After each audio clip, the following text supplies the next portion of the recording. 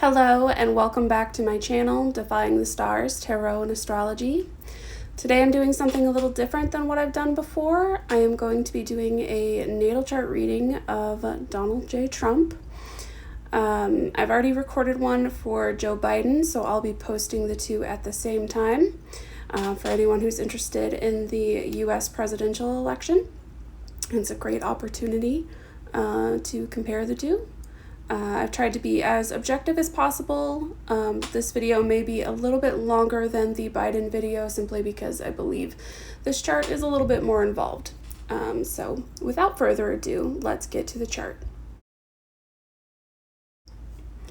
Here you can see a natal chart for Donald Trump provided by astrotheme.com. With any natal chart, we are looking at significant planetary placements, the arrangement of houses, any aspects between planets, anything that could be unusual or beneficial. So I'm gonna just go straight from the first house, which is where you see the letters AC, that's the Ascendant. Donald Trump's Ascendant is just barely in Leo. It is a very late degree of Leo. But with an Ascendant in Leo, it has a distinct impact on the personality in terms of the Ascendant is how we project ourselves to others and how we see ourselves to a certain extent. So Donald Trump, with that Leo Ascendant, really sees himself as, this creative, glamorous, shining energy, and he wants everyone else to see him the same way. A Leo Ascendant can come with a lot of pride, a lot of need for attention, a lot of desire to be in the spotlight. At their best, Leo Ascendants are very warm and generous. At their worst, they are, divas, for lack of a better word. It's probably not fair to divas. Divas are, great singers. But they can be very, very desperate for attention at their worst. So as we move along into, most of Donald Trump's first house is in the sign of Virgo. And I think that one aspect of having his ascendant at 29 degrees Leo and so close to Virgo is that there's another aspect there that's very important to him, which is that he wants to be seen as competent. He wants to be seen as on top of the details.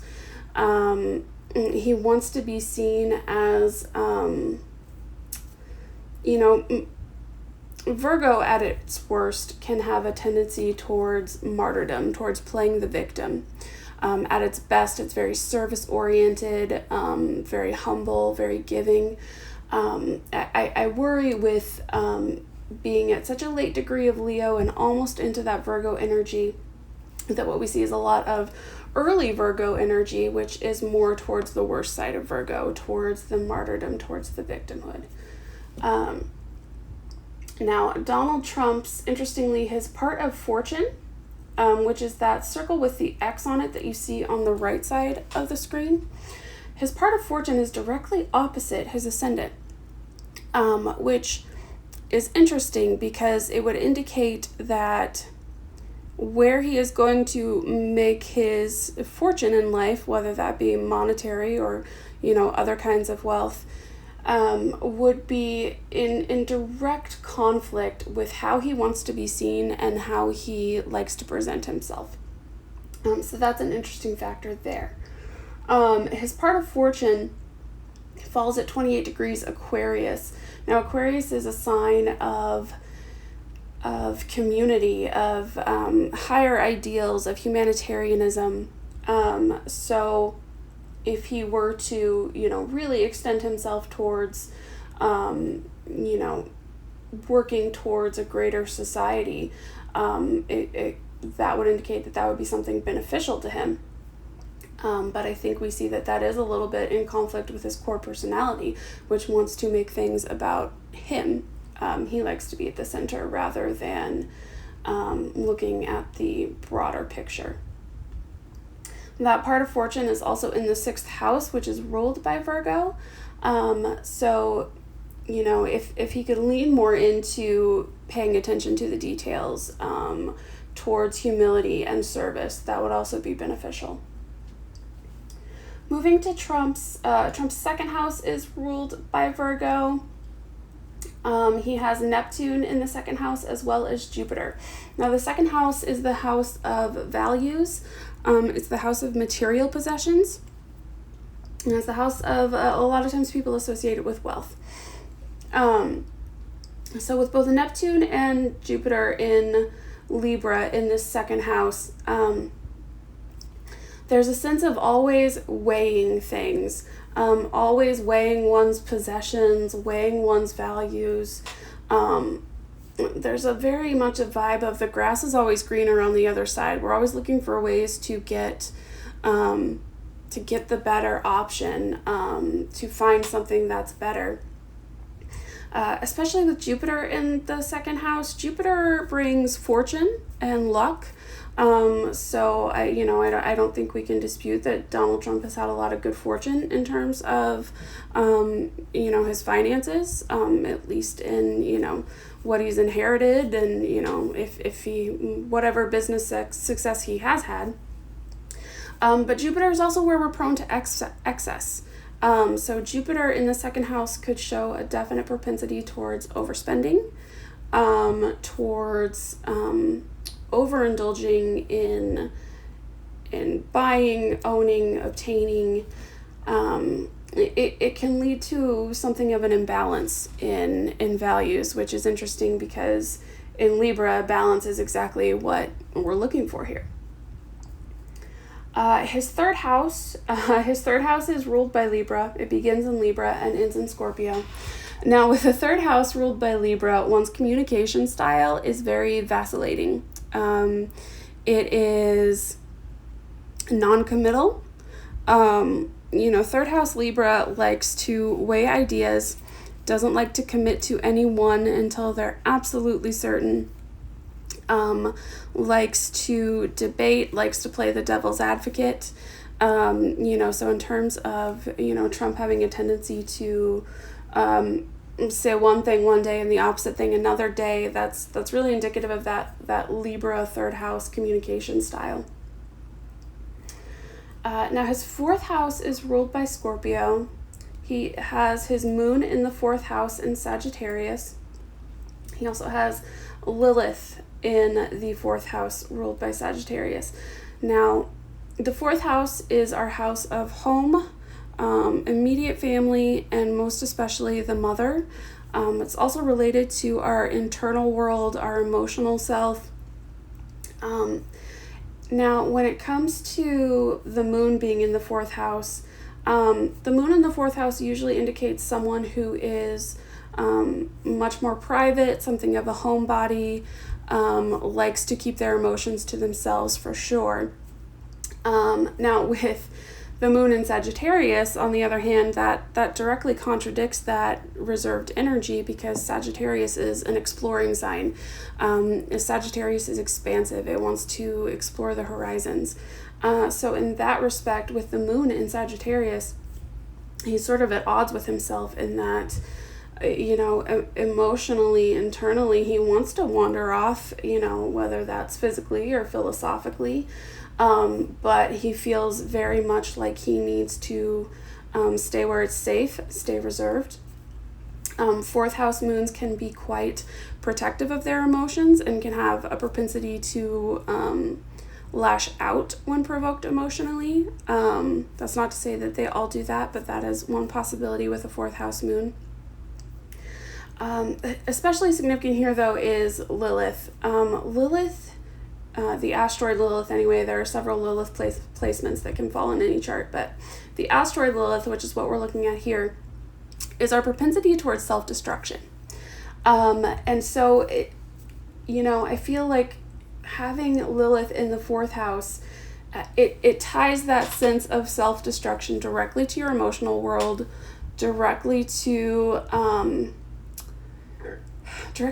childhood, things that may have happened in childhood, things that may have happened with the mother, but most of all, the fourth house is ruled by Cancer, which is the sign that is really the highest level of femininity, really, because Cancer is associated with the mother, matriarchs.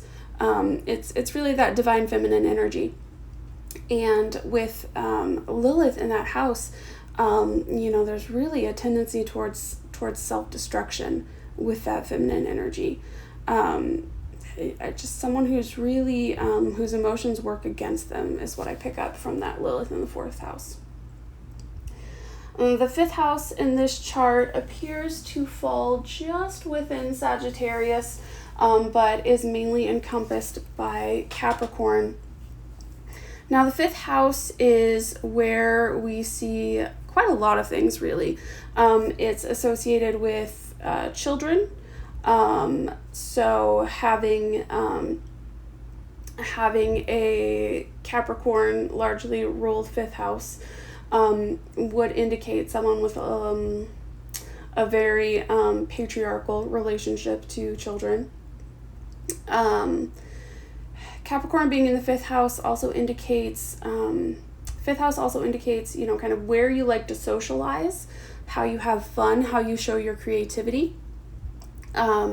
With the fifth house being mostly ruled by Capricorn, what we see is a lot of creativity through entrepreneurial endeavors, a lot of creativity through work, drive, ambition, leaving a legacy. And it's an odd placement for a fifth house, because the fifth house is ruled by Leo, which is very much more carefree, individualistic, fun-loving, and Capricorn is kind of a taskmaster. So I would say from this chart that this is someone who maybe has a difficult time having fun, or who thinks work is the most fun that you can have. Now, moving into the sixth house, we already discussed this briefly. Aquarius rules the sixth house. This part of fortune is there, as we mentioned earlier. Aquarius with the sixth house. The sixth house is where we deal most with the details of the material plane. And what I mean by that is the nitty-gritty day-to-day details of life. Your day job, your health routine, your diet, your chores, all those little things. For Aquarius to fall on the sixth there, I would say that shows someone who is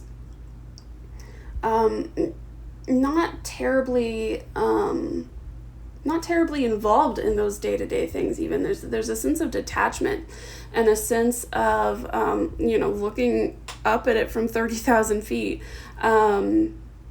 There's a sort of you kind of look at it intellectually, but you don't really understand it from a ground level. And so, in this instance, I would relate that a lot to wealth. If you are not very familiar with a lot of the day-to-day just nitty-gritty that people have to do because you've had it done for you, it can be almost an intellectual exercise to try to imagine that. And that's what I pick up from that sixth house. Now, Donald Trump's seventh house is going to be just ruled by Aquarius because the Ascendant is just ruled by Leo, but it's primarily in Pisces. So I'm going to focus on that Pisces energy. The seventh house is our shadow side. It's the darker aspects of ourselves, the things we tend to hide from even ourselves. But it can also be how we deal with others, how we like our one-on-one relationships to be, how we like to interact one-on-one with others. The sign of Pisces shows a very a very emotional and very sensitive, watery way of interacting with others. But Pisces energy has a very specific problem when it comes to relationships, in that Pisces energy can be quite imaginative. Pisces is ruled by Neptune, which does rule the imagination, but also rules illusion. And sometimes with Pisces in the 7th house, what we have is someone who doesn't quite see other people clearly. They see the illusion of other people that they have crafted. It can also be someone who feels like they can't quite connect with other people, and they always feel a little bit detached from them. They always feel a little bit like, they're underwater and they can't be heard. It can be a little sad. The 7th house Pisces energy can also just be, someone who is quite dreamy and just overall very kind of childlike and fanciful about the way that they view others and how they want others to treat them. I've often called Pisces in other situations kind of the fairy tale princess sign, the Disney princess sign. And so that's not to call Trump a princess, but just that in relationships, I would imagine that this is someone who wants to feel like the star of the fairy tale. Now Pisces also rules the 8th house, and the 8th house journeys into Aries there. The 8th house is where we deal with all the things that are hidden, all the things that we prefer not to talk about, the taboo, things like death, things like religion, sexuality. With a Pisces ruled 8th house, I would say this is someone who is very creative and imaginative about those darker subjects, but also perhaps someone who is, how to put this, someone who is a little bit out of touch with those things.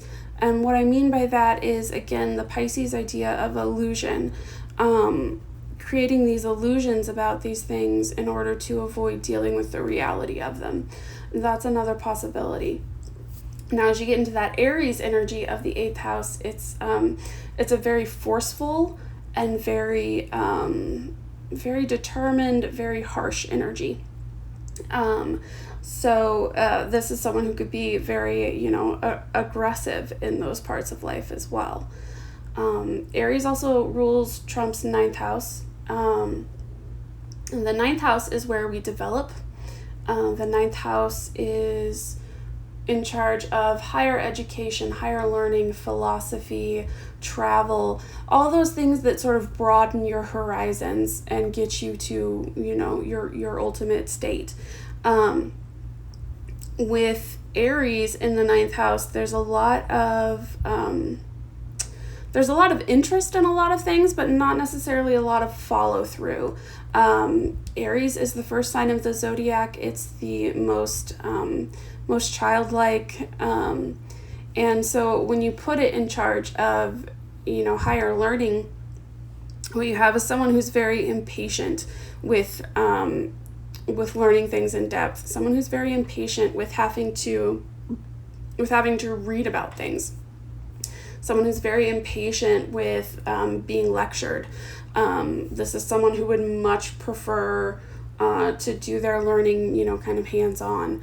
And I think that's, kind of been typical of Trump, in that he doesn't seem to like to necessarily develop a long-term strategy or follow a specific plan. He likes to kind of just go off the cuff. That Aries 9th house is very indicative of that. And now we're getting to the more crowded portion of Donald Trump's chart. Pardon my stutter there. So Trump has a Taurus midheaven, 24 degrees Taurus. The midheaven is the beginning of the 10th house. The midheaven is how we want to be perceived by the world. It's what we want our public image to be. In the case of Donald Trump, with that in Taurus, he wants to be seen as someone who is reliable, dependable. He likes to be seen as stubborn, intractable. He wants to be seen as someone who is very steady and very very just reliable. And another piece of the Taurus midheaven is Taurus is ruled by Venus. And Taurus rules the second house, which we also talked about being, very closely tied to wealth and values. So it's very important with that placement for Trump to be seen as someone who has nice things, it's very important for him to be seen as someone, attractive, someone who has a lot of valuable things. That all plays into that Taurus midheaven. And now, with the 10th house being ruled by Taurus, that's all those things that are associated by the midheaven. It's also, the 10th house is how we see our fathers more often than not. In this case, a Taurus 10th house indicates a father that was very rigid, very stubborn, very set in his ways. And so what we may have here, especially with this Taurus midheaven, is someone who has always struggled to please his father. And I feel like with Lilith falling in the opposite house, the 4th house, it's really, I just have this sense that the relationship with the father, the biggest problem was especially that moon opposite there too. The problem was a child that was too sensitive, too feminine, and probably received disapproval for that at an early age, which would explain some of the machismo, to put it lightly. Now, there's a lot going on in Donald Trump's 10th house. We see here that most of his 10th house is covered by the sign of Gemini. He does have his sun in the sign of Gemini. The sun is the biggest part of your personality. It's like the, it's the tip of the iceberg. It's the part that shows above the water. The sun in Gemini is a personality that is very changeable, very quick, very, I don't want to say playful necessarily, although that's often how Gemini energy presents, but just not incredibly serious. Gemini doesn't like to take anything too very seriously. And I say this as a Gemini myself, so Geminis out there, please don't come after me for this. But, when we're talking about the shadow aspects of Gemini, there is a certain amount of flightiness, of resistance to order and structure, of winging it. So I think a lot of that is in play with Trump's Gemini sun. Now, Gemini suns at their best are clever, quick on their feet, rapid thinkers, and very adaptable. It's difficult for Trump though, because his sun is in that mutable, adaptable sign of Gemini, but it's in direct contrast to his midheaven, where he wants to be seen as steady and consistent, and the Gemini energy just really rubs that the wrong way.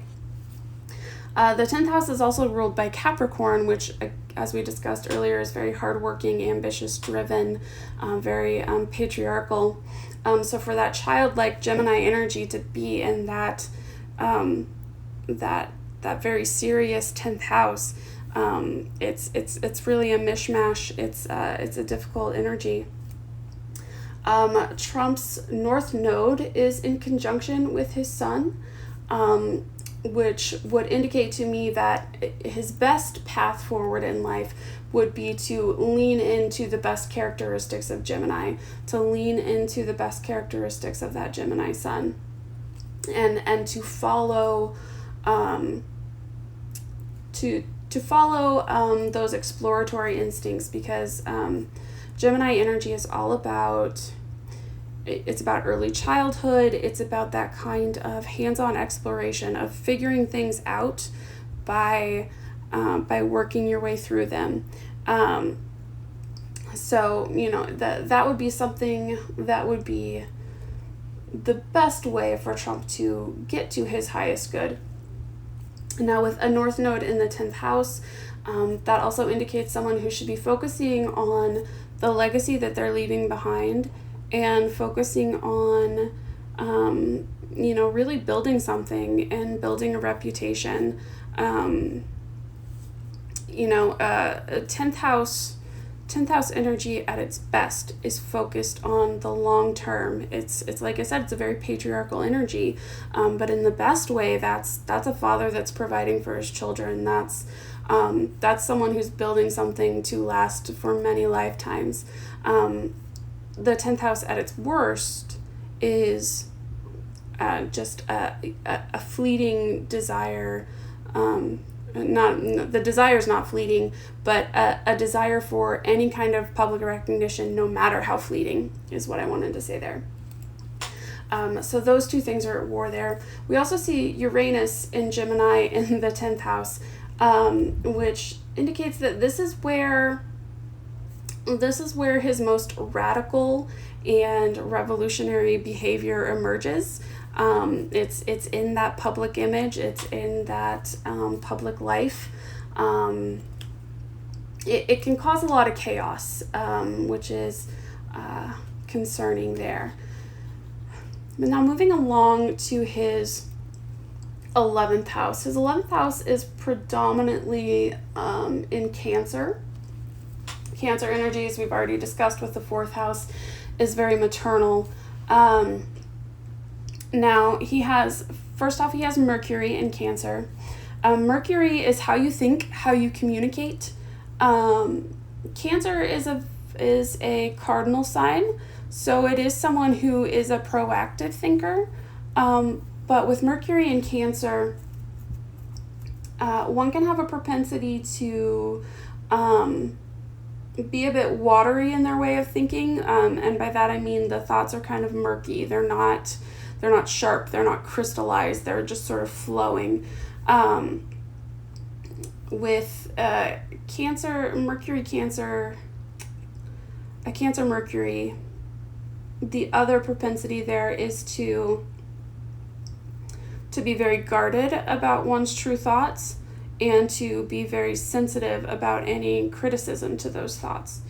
Now, with all of this occurring in the 11th house, these are broad ideas that this Cancer energy is attached to. Cancer, Mercury in the 11th house at its best is looking at how to take care of society at large.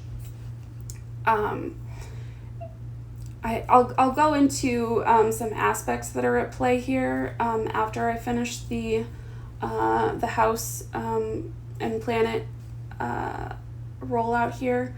But his Mercury is a bit challenged, and I feel like it's going to lean more towards the shadow side, which is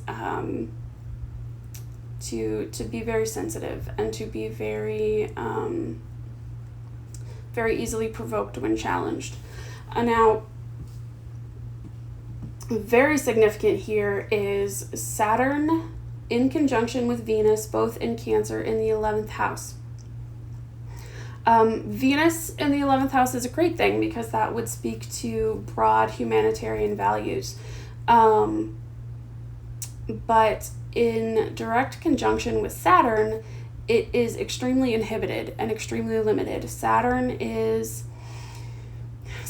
sort of the father figure of the zodiac. It rules Capricorn. It rules all of that patriarchal energy. It's known as a malefic planet, which is nothing good comes from having it anywhere in your chart. Unfortunately, we all have to have it in our chart. But having it in direct conjunction with Venus tells me that this is someone who has a difficult time expressing affection, someone who has a difficult time feeling and receiving affection, someone whose values are very limited, very strict, very harsh. And with that all being in the 11th house, this all certainly impacts the way that he views broader social issues. It's a very strict, limited view of those things. I'm going to move now to the 12th house here. We see, as he is part of that kind of baby boomer generation, the earlier part of it anyway, he has Pluto and Leo. Pluto is a generational placement, so it is not terribly indicative of, any certain personality trait, but it can be indicative of where one is prone to probing the deepest and to having the most opportunity for transformation, and where one can feel very cut off as well. It's kind of a converse relationship, but Pluto being the ruler of the underworld, it's a very outside looking in kind of perspective that comes with that placement. Now with Pluto and Leo, that generation is very proud, very set in its ways, very outspoken. Pluto in Leo in the 12th house indicates someone who... Pluto in the 12th house in general indicates someone who may be very, very good at understanding the psychology of others, may be very, very good at even manipulating the psyches of others, but has a hard time probing into their own. As I said, Pluto is where there's a lot of insight, but there can also be a sense of being very cut off. And the 12th house it's the subconscious, it's the dream state, it's the spiritual realm. So what I see with Pluto in the 12th and Leo here, and this is someone who is very good at dazzling others with his ability to kind of play them psychologically, but who may not have a lot of penetration into his own psyche. The other placement we see in the 12th house in Leo is Mars. Now Mars is the masculine planet. It's associated with masculine energy. It's also, Mars was the god of war. So this deals a lot with aggression, energy, how you assert yourself, how you handle conflict. Now, Leo Mars at its best is someone very warm, very playful, kind of a class clown kind of figure for a lot of Leo Mars. With it being in the 12th house, though, this is something that they have a hard time showing to others. So the style of conflict that comes out of that is it's unfortunately a little bit passive aggressive. It's sensitive, it's emotional. The 12th house is ruled by Pisces, so having your Mars in the 12th house is a bit like having a Pisces Mars, where I have a Pisces Mars myself, and I very much struggle with confrontation. I very much avoid conflict. But with fiery Leo, being in that place, when you add that to the mixture, what you get is conflict that boils and erupts. You get someone who deals with conflict by being as loud as possible, but also trying to strike as much psychological damage as possible. So that gets us back to Trump's ascendant, takes us through the full wheel of his chart. I'm just going to look into a few significant aspects here that I think should be addressed. We have Mars in exact square, well, not quite exact, but 2 degrees from square aspect to his midheaven. Mars square midheaven is very challenging, because basically the way that one expresses their passions best, the way that one exerts their energy most readily, these things work against the way that you want to be seen with that midheaven rather than working with it. So a lot of times the way that Trump handles conflict, the way that he exerts himself, come into direct conflict with the way that he actually wants to be seen, which again is as that consistent, reliable, dependable person. We also have here the moon at 21 degrees Sagittarius is directly in opposition to Donald Trump's sun. When you have moon opposing your sun, basically what you have is a situation where the inside doesn't match the outside. Where what you are on the outside really chafes against what you actually want deep down. It is a very, very difficult placement. When you see moon opposite sun, what you usually get is someone who puts on quite a mask, quite a facade, to hide what's really going on emotionally. And this is someone who can be very out of touch with their own emotions, because their emotions are opposite to the core of what they are. So they tend to push them aside or push them down or fight them, instead of actually feeling them and understanding them and working through them in a healthy manner. We also have here, let's see. All right, Jupiter is trine Uranus in his chart, which is very interesting. This is someone who has the ability to really cause a revolution, which, I think we've kind of seen so far. This is someone who can really spread a lot of radical ideas, and spread them in a hurry. What else do we have in terms of... So we have Mercury square Neptune. This is where I believed his Mercury was quite challenged. And that's because when Mercury is in square with Neptune, what you have is someone who thinks they're expressing themselves in a way that's much different than the way they're actually expressing themselves. It's also someone who can have some very, I don't want to say delusional ideas, but in terms of the way Neptune does create illusion, you can get these ideas in your head with Mercury square Neptune that seem perfectly rational to you, but don't actually match up with reality. They're based on illusion. They're based on false premises. And so, that's certainly a problem that has to be dealt with in this chart. Let me see if there are any other significant placements that I feel should be discussed. Let's see.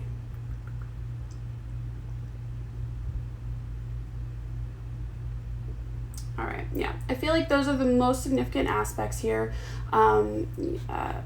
You'll see there's a lot of lines inside the circle on this chart from astrotheme.com. Those lines are all aspects of one form or another, but I don't read aspects unless they are within 3 degrees of separation, which this site takes them much more broadly, so I'm not reading all of them. Those are the significant aspects in my view. So overall impressions of this chart, there's a lot of conflict here. There's a lot of working at cross purposes. There's a lot of things to overcome. And I think really significant is the 10th house, 4th house war between sun and moon, where the ideas of the masculine are very much at war with the ideas of the feminine, and the feminine is what gets buried, and I really feel that presents in a very unfortunate display of machismo and even denigration at times to the feminine, which is just very unfortunate. And overall, this is someone who desperately wants to be seen a certain way, but can't seem to find the right actions to actually present themselves that way. And it's sort of tragic, really. But definitely a complicated individual. Definitely not the clearest thinker in the world from what I can gather.